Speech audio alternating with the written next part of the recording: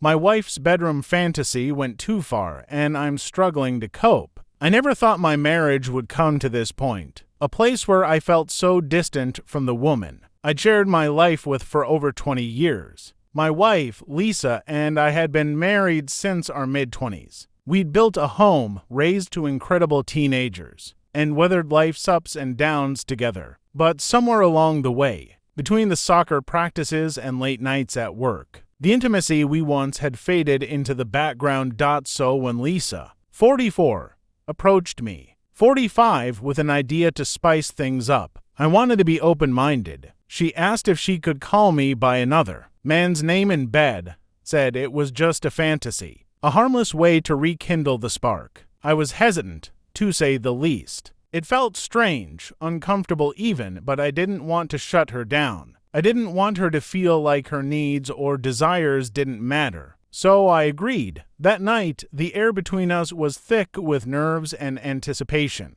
We started slow, and I could tell she was anxious too. Then it happened. She said the name. Not mine, but someone else's. I felt it like a gut punch. She repeated it, louder this time, and while she seemed to grow more comfortable, I felt the opposite. It wasn't jealousy exactly. I didn't think she was cheating, but there was something deeply unsettling about hearing her call out another man's name while we were at our most vulnerable.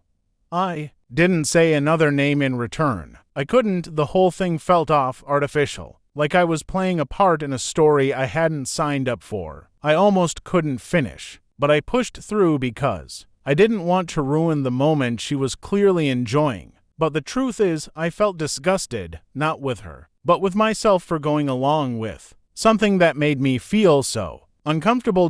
We haven't talked about it since. The morning after was quiet, awkward. I could tell she sensed something was wrong, but neither of us brought it up. And now I'm stuck, unsure of how to have this conversation without making her feel rejected or ashamed. I love Lisa. I want to meet her halfway to keep our marriage strong. But I also need to feel safe and secure in the one place where vulnerability is everything. I know we need to talk. I need to tell her that while I'm willing to explore ways to reconnect, this particular path isn't one I can walk down. I need her to understand that my discomfort isn't a rejection of her. It's a boundary I didn't realize I had until it was crossed. Marriage is about compromise, about understanding each other's needs and desires, but it's also about feeling seen, respected, and loved. And right now, I need to find a way to tell my wife that the man I want her to call out for is the one who's been by her side all along.